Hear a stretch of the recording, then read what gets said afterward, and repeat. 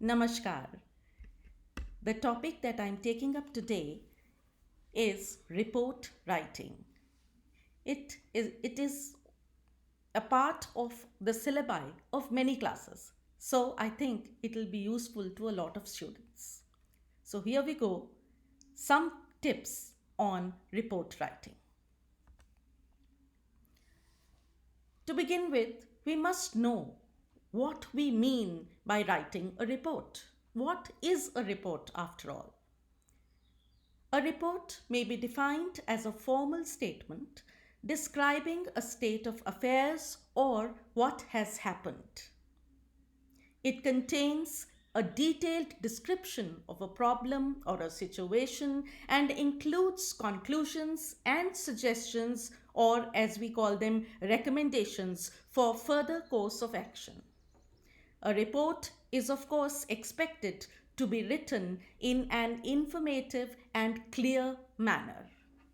एक बार आपको फिर से समझाना चाहूंगी कि रिपोर्ट एक इम्पार्शियल स्टेटमेंट होती है, फॉर्मल होती है, इसमें कोई भी हम वर्ड इधर उधर नहीं कर सकते हैं, और फॉर्मल स्टेटमेंट फैक्चुअल स्टेटमेंट होती है जो किसी भी प्रॉब्लम, सिचुएशन, कोई इवेंट है, कोई स्थिति है, स्टेटस है, वो कंपनी का स्टेटस हो सकता है, उसका फाइनेंशियल स्टेटस हो सकता है, इस तरह से किसी भी टॉपिक पर रिपोर्ट लिखी जा सकती है, लेकिन वो इंफॉर्मेटिव होनी चाहिए, क्लियर होना चाहिए जिस तरह से लिखा है, और एक खास ऑर्डर में लिखा हुआ होना चाहिए। ये नहीं कि हैपहैजर्डली कुछ भी कहीं भी हमने लिख दिया।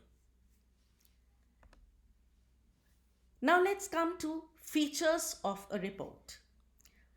As I said, a report is a statement containing some information or an account of something, but it is an orderly presentation of facts.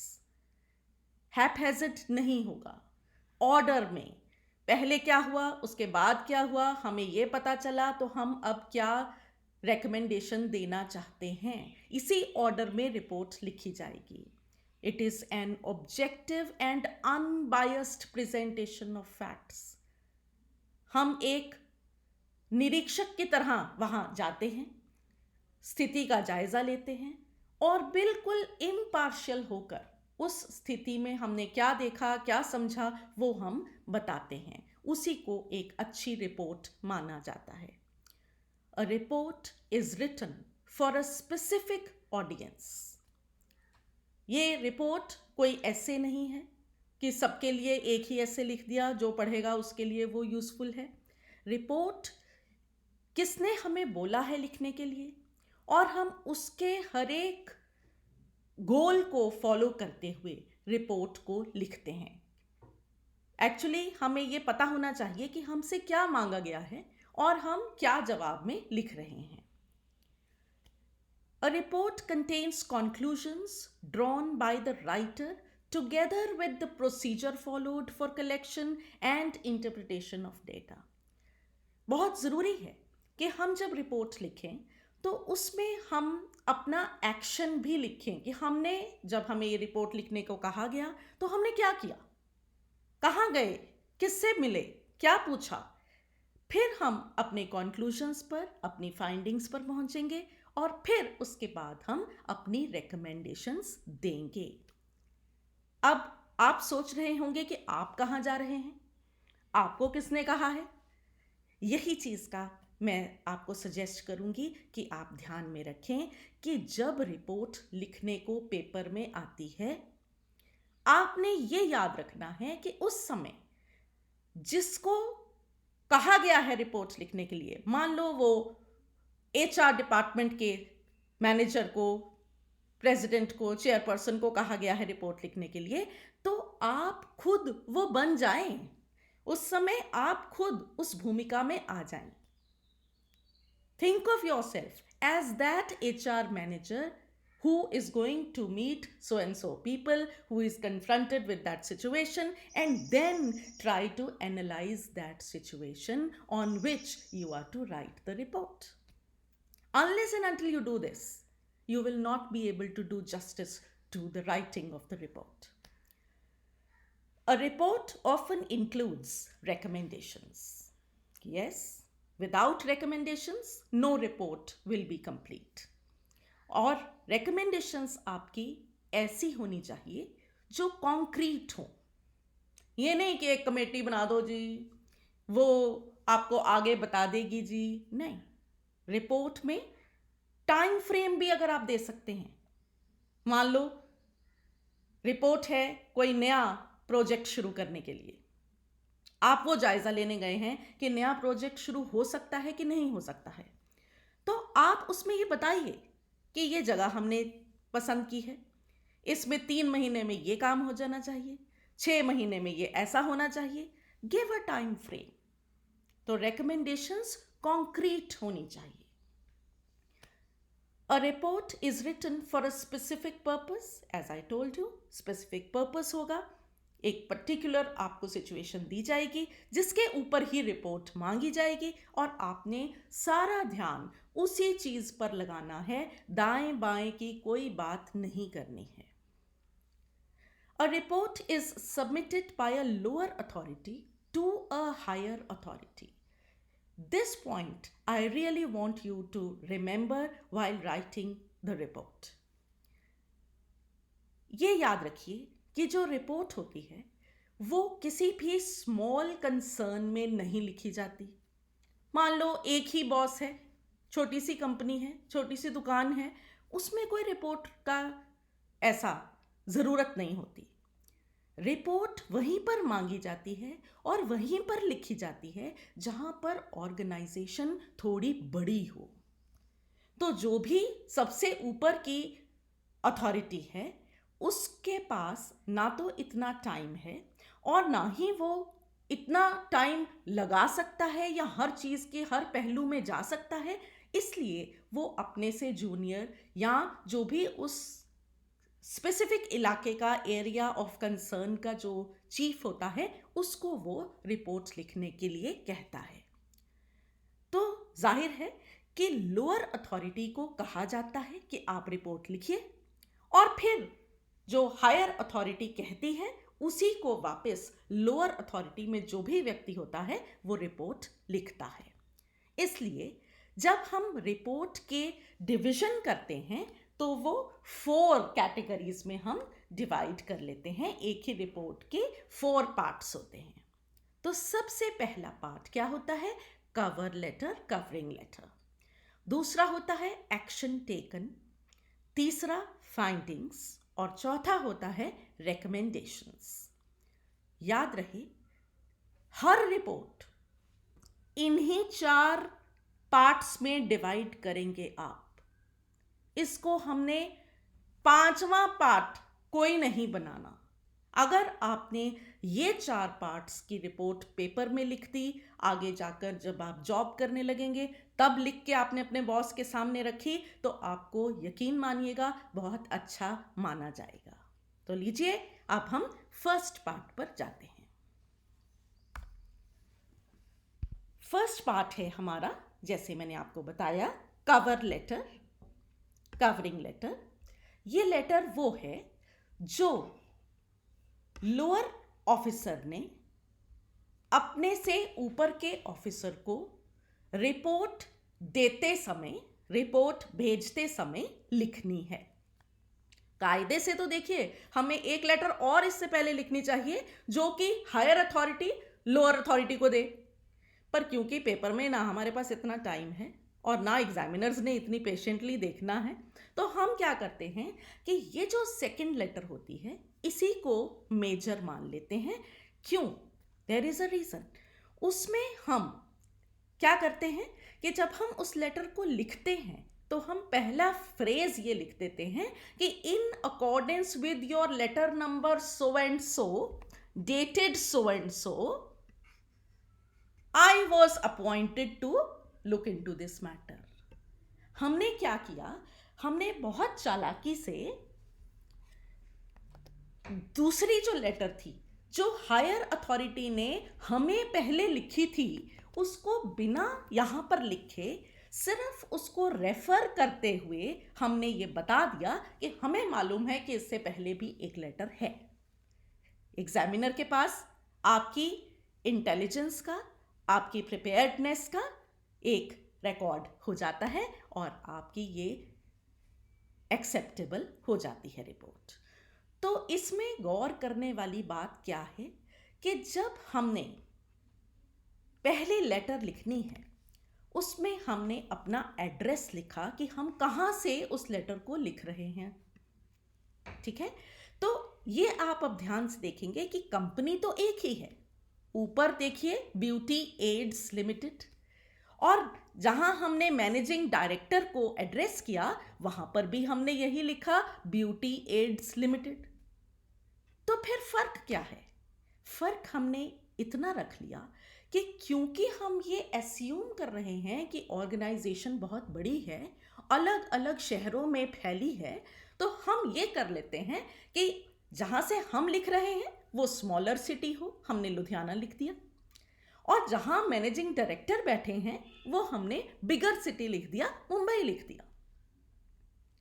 ठीक है, तो जब आपने ये अपना चेंज कर लिया, ये आप रिफ्लेक्ट करने में, प्रोजेक्ट करने में सफल हो गए कि आपको ये मालूम है कि आप किसी एक यूनिट से लिख रहे हैं, किसी बिगर यूनिट में आपके बॉस बैठे हैं जिनको आप ये लेटर भेज रहे हैं, ये रिपोर्ट भेज रहे हैं, तो आपका मान लीजिए कि आधा इंप्रेशन तो वहीं जम गया।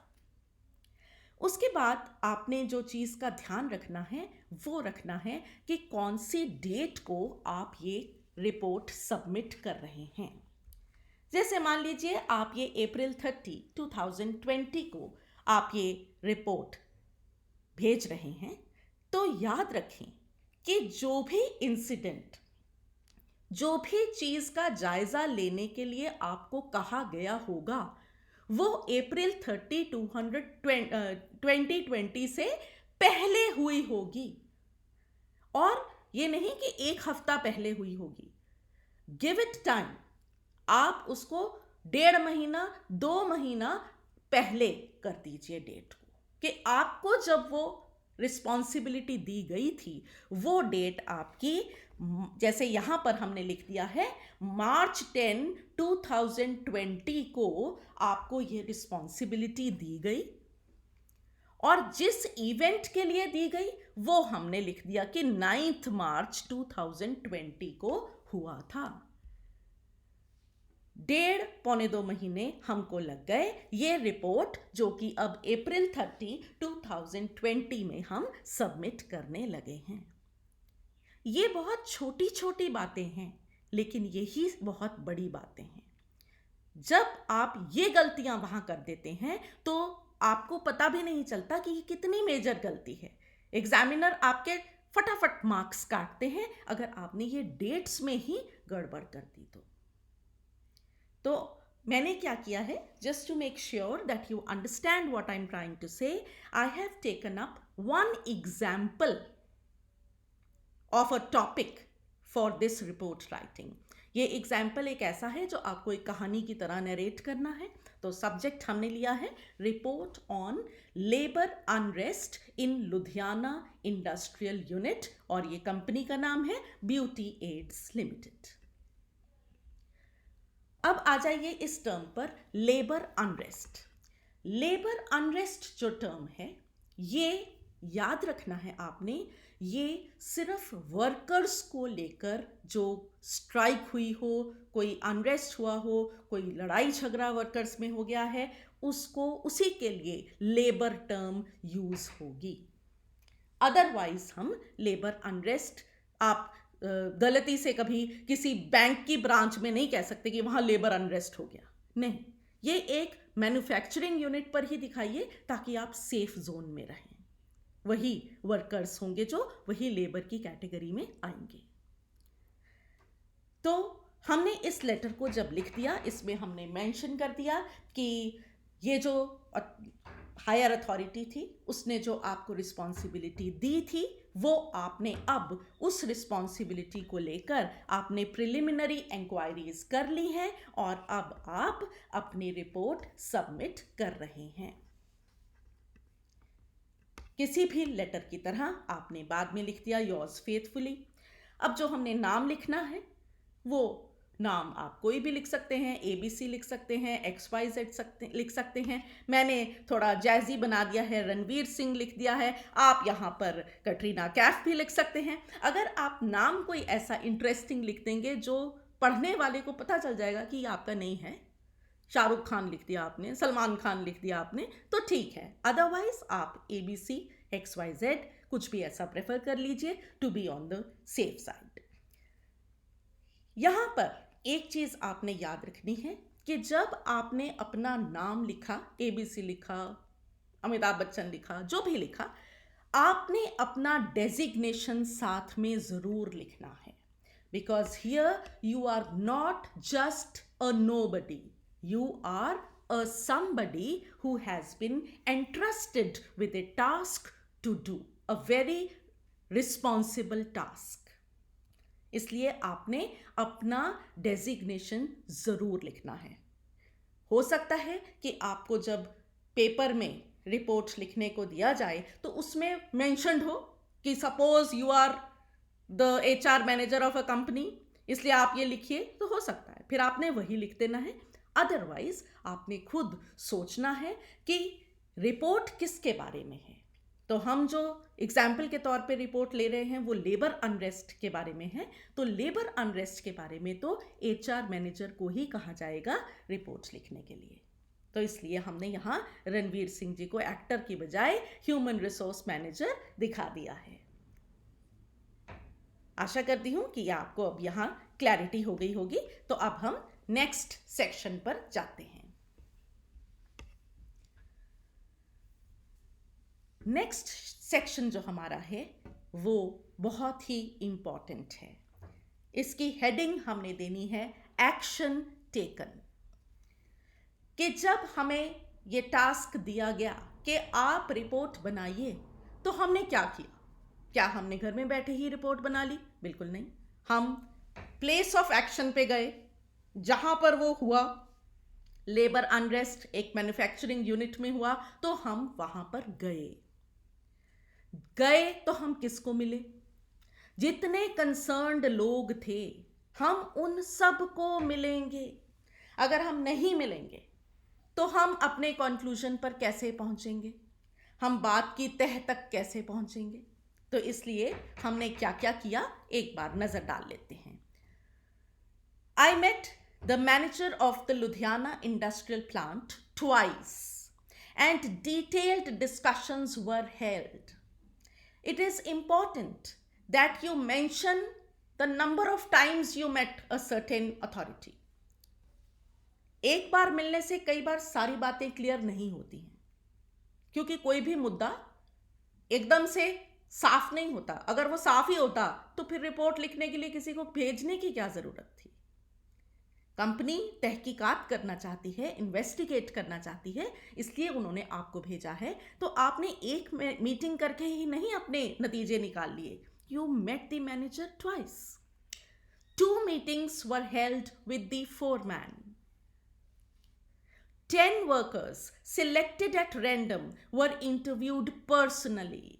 आपने 10 वर्कर्स से भी बात की। ये नहीं कि मैनेजमेंट के जो लोग थे उन्हीं को मिलकर आ गए, नहीं, हमने हर लेवल के लोग से वहां बातें की।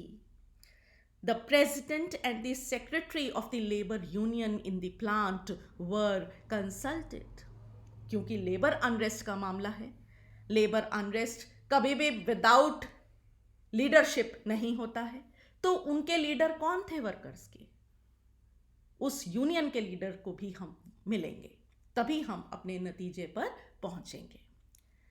अब इतना सब कुछ हमने किया, इतने लोगों से हमने क्वेश्चंस पूछे, उनके जवाब हमें मिले, किसी ने कोई ना कोई एविडेंस भी हमें ज़रूर दिया होगा। तो हमने उस सब को एनालाइज किया, तो हमने क्या पाया? तो हमारा नेक्स्ट सेक्शन है फाइंडिंग्स, कि हमने जो जो एक्शन लिया उसमें हमें क्या क्या पता चला। फाइंडिंग्स में सबसे पहले तो जब भी हम कभी लेबर अनरेस्ट की बात करेंगे तो थोड़ा बहुत ये याद रखेंगे कि अनरेस्ट जो होता है, रेबेलियन जो होता है, स्ट्राइक जो होती है, वो किसी एक इंसिडेंट की वजह से नहीं होती है। कोई ना कोई बातें पहले भी ऐसी हुई होती हैं जिनकी वजह से गुस्सा भर रहा होता है लोगों में, और फिर कोई एक ट्रिगरिंग इंसिडेंट ऐसा हो जाता है जिसको देखने पर या महसूस करने पर सब भड़क उठते हैं और वो बात इतनी बढ़ जाती है। एक ही बात, एक ही इंसिडेंट से ऐसा कभी नहीं होता, ये आपने याद रखना है। और एक चीज़ आपने याद रखनी है और भी, वो ये कि जहां वर्कर्स की बात होगी वहां पर दो चीज़ें साथ साथ चलती हैं। पहली, उनको पैसा पूरा मिल रहा है कि नहीं, और दूसरा, उनको इज्जत पूरी मिल रही है कि नहीं। उनकी डिग्निटी और उनकी इनकम, ये दोनों फैक्टर्स जब इकट्ठे होंगे तभी अनरेस्ट होगा। याद रखना है ये आपने। और ये बात आपने सिर्फ रिपोर्ट लिखने वक्त ही नहीं, आगे जब भी आप काम भी करेंगे, आप में से कुछ एंटरप्रेन्योर्स बनेंगे, अपना अपना बिजनेस करेंगे, तब भी आपने ये याद रखनी है। तो लीजिए फाइंडिंग्स हम पढ़ते हैं एक बार। It will read more like a story. The unrest is widespread, involving all sections of the factory. In the beginning, there were occasional outbursts of ill temper. कभी कभी छोटी मोटी तू तू मैं झगड़ा गाली गलौज हो जाता था। Later, workers started discussing the problems in small groups. Actually, अगर मैनेजमेंट सतर्क होती तो वो इस पॉइंट पर ही, जब वर्कर्स छोटे छोटे ग्रुप्स में बातें करने लग गए, तभी संभल जाती मैनेजमेंट। बीच में कूदते, पूछते कि वो क्या चाहते हैं, लेकिन ऐसा नहीं हुआ। There were frequent conflicts and verbal spats with the foreman and the manager. तो दो फोरमैन थे, तो उनमें से दोनों के साथ कभी कभी तू मैं आर्ग्यूमेंट्स, ऊंची आवाज में बात करना, इवन मैनेजर के साथ होता था। ऑन 9 मार्च 2020, आपको याद होगा ये वही डेट है जिस दिन अनरेस्ट हुआ, there was a heated argument between two workers and a foreman. The foreman lost his cool and hit one of the workers. There was an immediate reaction and all the workers went on strike. तो foreman और workers में जब झगड़ा हुआ, वही argument हुई, बहस हुई, फोरमैन ने अपना आपा खो दिया और उसने वर्कर को थप्पड़ लगा दिया। अब जैसे ही ऐसा हुआ, देखिए याद रखिए, अनरेस्ट पहले से चल रहा था, लेकिन वो एक ऐसा ट्रिगरिंग इंसिडेंट हो गया कि सब के सब इकट्ठे हो गए और सब वर्कर्स एकदम स्ट्राइक पर चले गए। They indulged in arson and violence. Arson होता है आग लगा देना। आपको याद होगा कुछ साल पहले मारुति की फैक्ट्री में, मनेसर में ऐसा हुआ था। वर्कर्स इतने नाराज हो गए थे, उन्होंने वहां आग लगा दी थी और इवन मैनेजर को जान से मार दिया था। They even damaged some of the equipment in the assembly line. Workers made the following complaints. अब हमारी फाइंडिंग्स सीधा ये नहीं थी कि वर्कर्स की ही गलती थी, नहीं, वर्कर्स की कुछ मांगे जायज भी थी। One of the foremen behaves like a dictator and often used abusive language. तो इनमें से दो फोरमैन थे, तो एक जो था वो गलत भाषा का उपयोग करता था, डिक्टेटर की तरह बिहेव करता था। No payment for overtime is being made. Workers से ज़्यादा काम कराया जा रहा है लेकिन उन्हें पेमेंट नहीं मिलती। There is no availability of first aid kit, जो कि सरकार की तरफ से मैंडेटरी है, लेकिन आमतौर पर देखा गया है कि फैक्ट्रीज में वो अवेलेबल नहीं होती, और जब कभी छोटी मोटी चोट लगे या बड़ा कोई हादसा हो तो फर्स्ट एड किट तक भी वहाँ पर नहीं अवेलेबल होती। तो ये सारी फाइंडिंग्स मिली और हम नेक्स्ट सेक्शन पर जाएंगे। ये हमारा यूं तो लास्ट सेक्शन है रिकमेंडेशंस का, पर याद रहे कि जब हम ये लिखते हैं तो हमने इससे पहले जो कुछ भी लिखा है उसको ध्यान में रखते हुए ही रिकमेंडेशंस देनी है। फाइंडिंग्स में अगर हमें 3 कमियां लगी तो रिकमेंडेशंस में हम वो तीनों कमियों को दूर करने के लिए कोई ना कोई सजेशन देंगे, otherwise our recommendations will be incomplete. So here are some of the recommendations that you can make in such a situation. The foreman in question should be given a warning and transferred to another facility for the time being.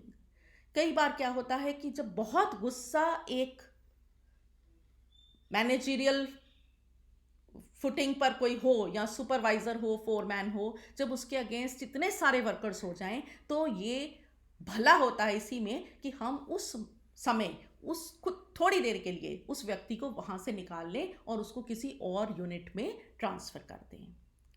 There should be a communicating channel between the workers and the management.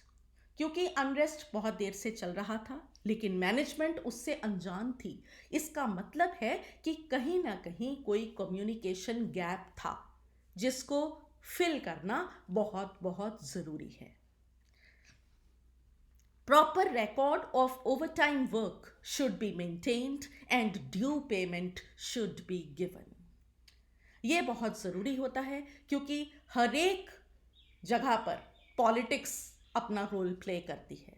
तो कुछ के ऊपर ज़्यादा काम दे दिया जाता है, कुछ को कम काम दे दिया जाता है और उसका कहीं प्रॉपर रिकॉर्ड नहीं मेंटेन किया जाता, इसलिए पैसा भी नहीं दिया जाता. तो आप ये रेकमेंड कर सकते हैं कि ओवर टाइम वर्क का प्रॉपर लिखा जाए, एक लॉग बने जिसमें प्रॉपर हो कि कितने वर्कर्स ने कितना ओवर टाइम काम किया, ताकि उनका जो भी पेमेंट बनता है उन्हें दिया जाए. और लास्ट में हम ये लिख सकते हैं कि first aid facilities should be made available. तो ये आपकी अपने आप में एक कंप्लीट रिपोर्ट है. आज मैंने आपको जो समझाया है उसमें मैं एक बार फिर से हाईलाइट करना चाहती हूं कि कौन से पॉइंट्स आपने कभी नहीं भूलने. पहला, follow the pattern given meticulously. It is applicable for all kinds of report. हर एक तरह की रिपोर्ट पे ये एप्लीकेबल है. बस 4 ही डिवीजन कीजिए रिपोर्ट के और उसी में सारे पॉइंट्स डाल दीजिए. Your recommendations should follow from your findings. आपकी फाइंडिंग्स क्या कहती हैं उसके हिसाब से ही आपकी recommendations होनी चाहिए. ये ना हो फाइंडिंग कुछ और हो, रिकमेंडेशन हमें याद आ गई किसी और रिपोर्ट की, हमने वो लिख दी, हम कहें देखो 5 लिख दी recommendations. ऐसा नहीं होता. Keep your report short and to the point. ये तो मैं अपने हर स्टूडेंट को कहती हूँ. टू द पॉइंट रहें, शॉर्ट रखिए चीज को.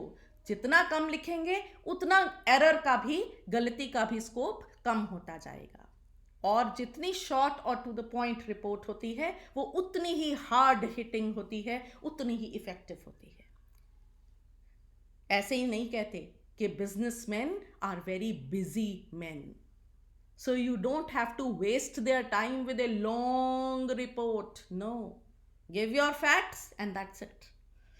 Make sure that you are grammatically correct throughout. ये तो आपको पता ही है, आप एक इंग्लिश की एक एक्सरसाइज कर रहे हैं.